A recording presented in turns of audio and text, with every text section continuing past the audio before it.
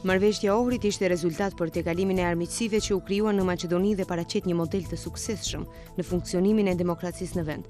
Vlerësoi presidenti Gjorgji Ivanov në tribunën e organizuar nga Instituti për Studime Politike dhe Interkulturore me temën Marrëveshja Kornizë e Ohrit sot dhe në të ardhmen. Pjesa normative e marrëveshjes Kornizë është një segment më i avancuar që e karakterizon sot, ndërsa kujdesi për interesin publik është një çështje që do t'i takojë të ardhmes. Më esenciale është se marrëveshja Kornizë e Ohrit ofron një model të integrimit në Maqedoni që dallohet nga vendet e tjera në rajon dhe më gjerë. Nëse nuk do të kishim traditën e respektimit të ndërsjellë, nëse nuk do të kishim traditën e ndërtimit të besimit të ndërsjellë, nuk do të kishim sukses. Sipas zëvendës kryeministrit Abdulaqim Ademi për të dhënë vlerësime të sakta për rëndësinë dhe implementimin e marrëveshjes së Ohrit, duhet krahasuar periudhën para dhe pas nënshkrimit të kësaj marrëveshje.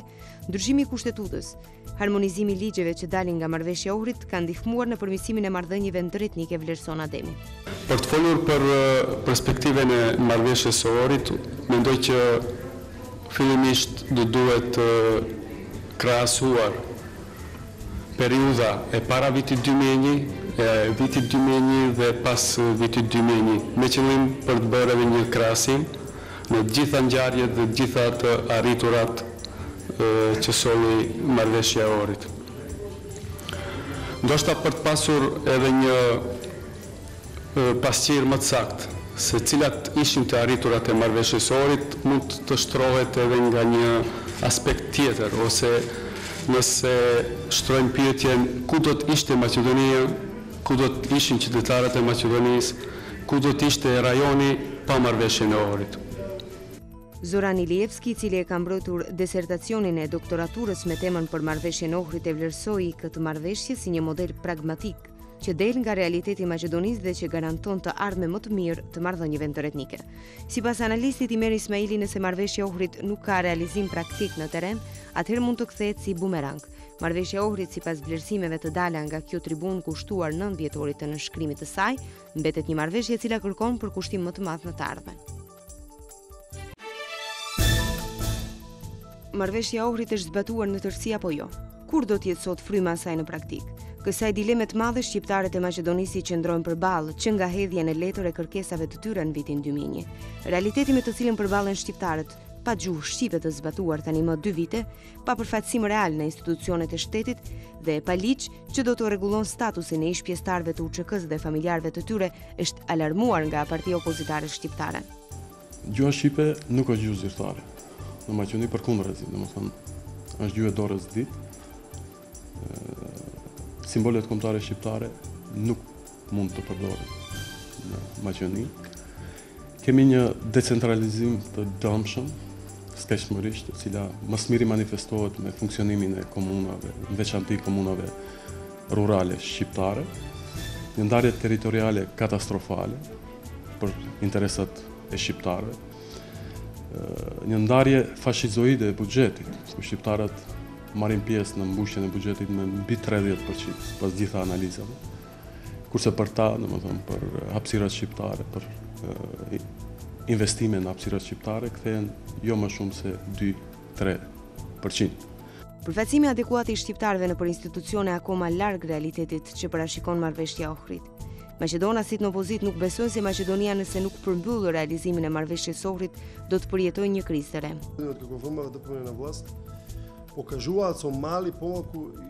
Vitet e fundit, kur edhe VMRO po mban pushtetin me disa hapa të tyre simbolik, tregojnë se nuk kanë vullnet të mjaftueshëm që të zbatohet marrëveshja e Ohrit. Unë kam frikë se mund të ndodhë një situatë në të cilën keni një kornizë të mirë, por nëse nuk ka vullnet kyç nga kryeministri ose nga aktorët kyç, atëherë mund të shkojnë me hapa mbrapa.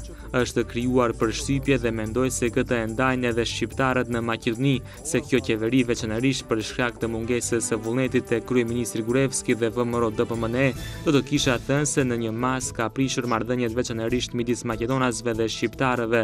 Nëse nuk ka vullnet të fuqishëm politik në komunikimet ditore brenda vetë qeverisë, por edhe me opozitën mund të cënohet njëra nga shtyllat. Unë nuk mendoj se Maqedonia është në atë fazë që të vënë në pikpyetje të ardhmen e vetë shtetit për shkak të moszbatimit të marrëveshjes së Ohrid.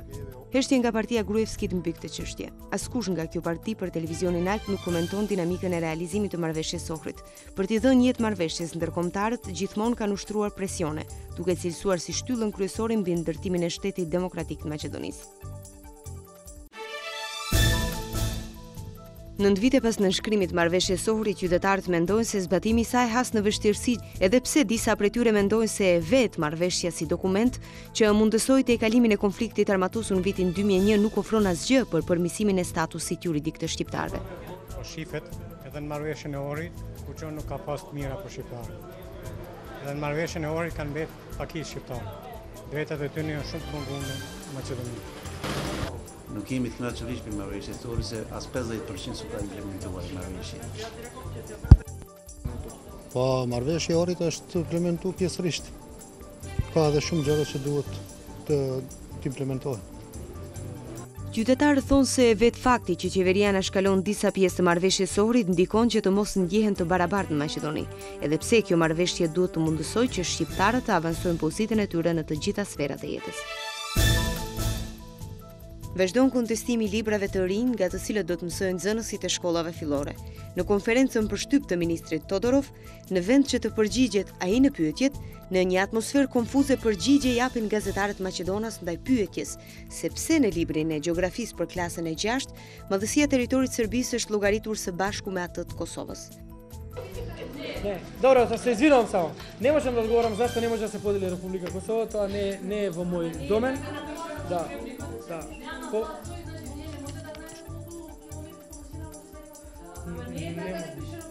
Da. Se izvinjavam.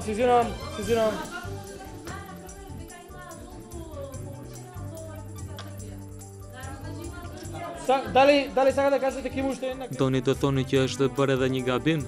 Do ta verifikojmë. Kritika ndaj lëshimeve që janë bërë në librat e rinj pati edhe ndaj librit për lëndën Shoqëria për klasën e 5, në të cilën thuhet se njerëz të merituar të kulturës janë Nora Shaqiri, Ferus Mustafov dhe Toni Mihajlovski. Edhe pas insistimeve të shumta nga televizioni Alp për të mësuar se kur do të fillojnë punimet në shkollat e djegura Bajram Shabani dhe Emin Duraku të fshatrave Sfillare Poshtme dhe Bukoviç, ministri i Arsimit Nikola Todorov vazhdon të ikë përgjigjes, duke thënë se për këtë do të prononcohet në preskonferencat e radhës. Ka mbetur edhe shumë pak kohë nga fillimi i procesit mësimor, ndërkohë që nxënësit e këtyre dy shkollave nuk do të kenë hapësira për zhvillimin e mësimit. Ditë më parë, kryetari i komunës së Sarajit Birim Bexheti tha se ky problem do të zgjidhet së shpejti, por deri më tani akoma nuk është ndërmarrë asgjë. Se në çfarë kushtesh do të mësojnë nxënësit shqiptar prej shtatorit, kjo akoma nuk dihet. Një vit pas përurimit të objektit të ri të shkollës fillore Mixheni në lagjen Drenovec të Tetovës, kjo godi në prag të këtij fillim viti shkollor vazhdon të jetë mbyllur.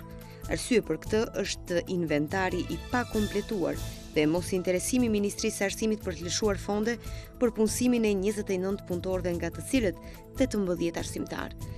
Drejtori i shkollës thotë se nga kjo neglizhencë e digasterit të arsimit janë prekur 500 nxënës të lagjes Drenovec.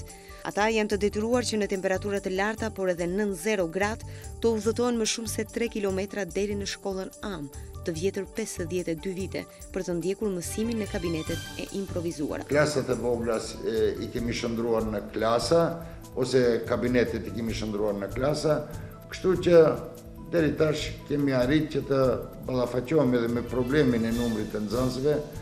Kemi bërë disa klasa të improvizuara apo të adaptuara për të përfshirë të gjithë nxënësit në shkollë. Problemi është alarmuar edhe në sektorin për veprimtari publike të komunës së Tetovës.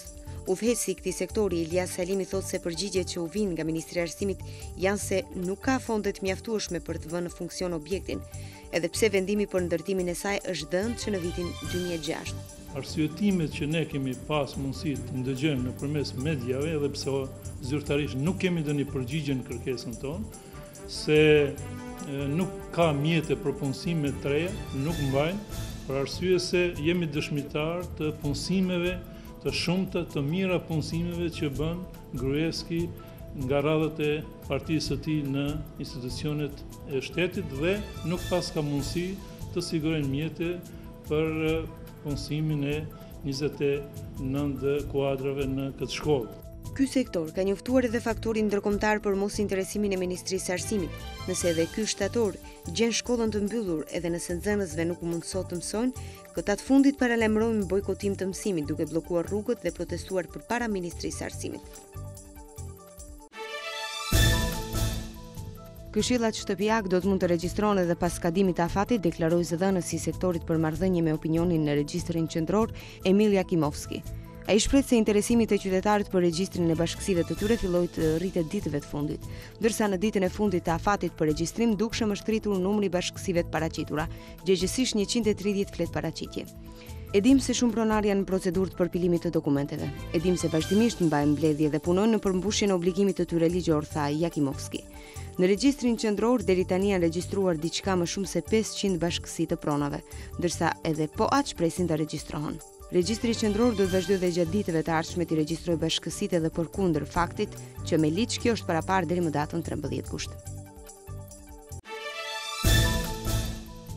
Nënkryetari i Aleancës për Ardhmërinë e Kosovës, Blerim Shala, përsëriti se kjo parti ka fakte se institucionet e Kosovës po zhvillojnë bisedime sekrete me Serbinë. Ai paralajmëroi se këto fakte do t'i publikojë javën e ardhshme.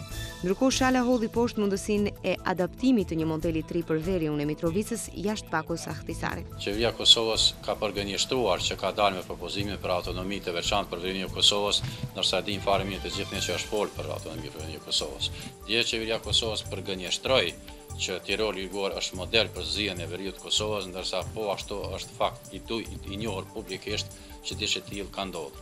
Qeveria e Kosovës, ju lutem, vetëm disa ditë para GND-s ka thënë që dikun 35, 40, 50 shtete do ta njohin Kosovën menjëherë pas GND-s. Ne sot jemi kanë kaluar 3 javë nga GND-ja, nuk kemi asnjë njohje dhe prapë qeveria po duhet ta përgënjeshtrojë vetveten. Çfarë qeverie në shteti serioz është nëse gati 7 ditë duhet ta përgënjeshtrojë atë çfarë ka thënë më herët.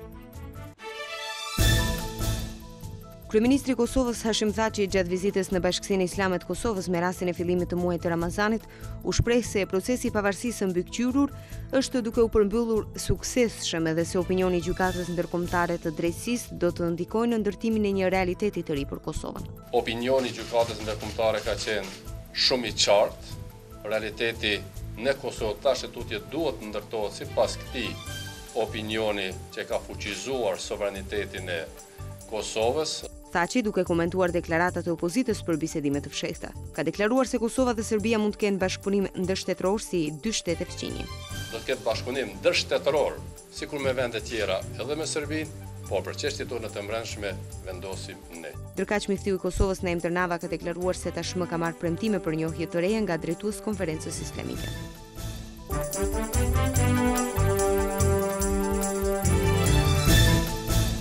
Mjekët në Mos kanë marrë urdhër që të mos i cekin temperaturat e larta si arsye për numrin e rritur të rasteve të vdekjes në kryeqytetin rus. Këtë ka dëshmuar njëri nga doktorët i cili ka kërkuar nga mediumet të mbetet anonim. Ai ka shtuar se instruksionet e këtilla u janë dhënë gjatë bisedave jo formale, duke i këshilluar që të përdorin diagnoza më pak friksuese. Numri të vdekurve është mbi 54 persona, në mesin e të cilëve edhe 2 zjarfikës të cilët pësuan në afërsi të qendrës për hulumtimin bërthamor Sarov. Donse temperaturat në Rusi janë në rënje sipër, meteorologët nuk paralajmërojnë edhe mbarimin përfundimtar të valës së të nxehtit.